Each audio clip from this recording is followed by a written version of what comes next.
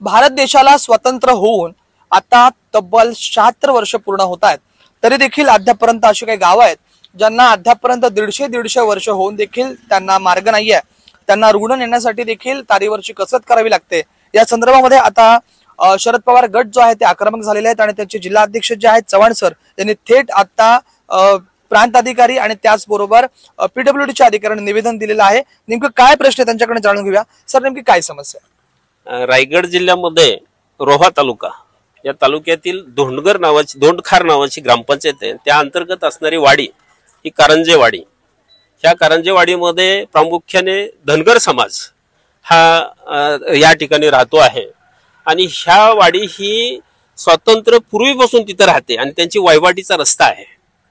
80 च्या सालामध्ये फॉरेस्ट हा विभाग आलेला आहे, त्यांनी काही तरतुदी केलेल्या आहेत, परंतु त्या आधीपासून त्यांचा वहिवाटीचा पाऊलवाटीचा जो रस्ता आहे तर तो फॉरेस्टच्या कारणामुळे ह्या ठिकाणी अडकून राहिलेला आहे आणि सदरच्या ठिकाणी आज आरोग्याचा प्रश्न आहे, शैक्षणिक प्रश्न आहे, ह्या रस्त्यामुळे अधोरेखित अडचणीचा ठरलेला आहे।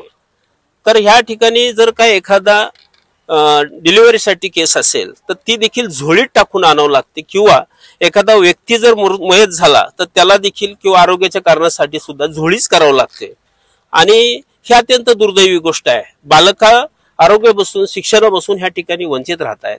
मला असं सांगायचं आपल्या माध्यमातून सन्माननीय आदितीताई तटकरे ह्या महाराष्ट्र राज्याच्या या ठिकाणी महिला आणि बाल कल्याणच्या आज मंत्री आहेत आणि त्यांच्याच तालुक्यामध्ये ही दुर्दैवी परिस्थिती आहे, तर राज्याची परिस्थिती काय असेल?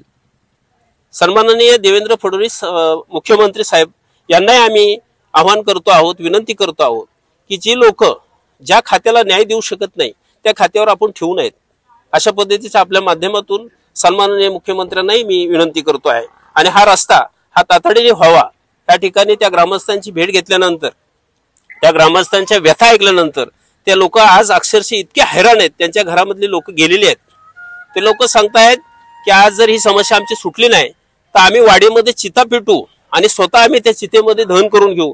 इथपर्यंत ही लोक आज जर त्यांची व्यथा आहे तर सरकार, प्रशासन आणि लोकप्रतिनिधी यांनी कुठेतरी दुर्लक्षित ठेवलेलं हे गाव आहे।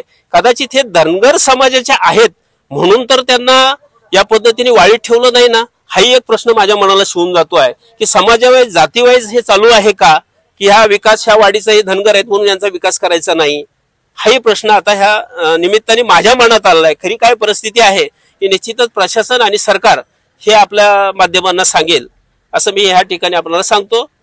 जिल्ह्यामध्ये 2 मंत्री आहेत आणि त्याचबरोबर जिल्ह्याला 1 खासदार आहे, असं असताना देखील ही अवस्था का? या ठिकाणी रायगडमध्ये विकासाला महत्व दिलं जात नाही, तर असणारे खासदार असतील, मंत्री असतील, आमदार असतील, लोकप्रतिनिधी असतील, हे आपले होल्डिंग लावण्यात जास्त व्यस्त आहेत। जर आपण राष्ट्रीय महामार्ग बघाल, शहरं बघाल तर त्या ठिकाणी गणपतीचे असो, वाढदिवसाचे असो, यांचे फक्त बॅनर बघा, रस्त्याचे खड्डे हेही पाहत नाहीत आणि जनतेचा आक्रोश यांच्या कानापर्यंत जात नाही। खऱ्या अर्थाने यांना विकास काय असतो हेच कळत नाही आणि ह्याच्यामधली महत्वाची मेक ही अशी आहे की वोट चोरीमुळे हे लोक निवडून येतात आणि त्यामुळे यांना जनतेचा प्रश्न हा कळत नाही। एकंदरीत आपण जर पाहिलं तर या रस्त्याकडे जर प्रशासनाने बघितलं नाही किंवा रस्ता झाला नाही तर पुढची भूमिका आपली काय असेल? जर यांनी हा रस्ता तयार केला नाही तर आम्ही या ठिकाणी रस्त्यावर उतरून यांना जोपर्यंत न्याय मिळत नाही तोपर्यंत राष्ट्रवादी काँग्रेस पक्ष शरदचंद्र पवार गटाकडून तीव्र आंदोलन केलं जाईल। त्या ग्रामस्थांना न्याय मिळेपर्यंत आम्ही गप्प बसणार नाहीये, ही आमची भूमिका आहे। धन्यवाद सर। तर राष्ट्रवादी काँग्रेस पार्टी शरदचंद्र पवार गटाचे जिल्हाध्यक्ष रवींद्र चव्हाण। राजवैश्वम पॉइंट, टीव्ही 9 मराठी, रायगड।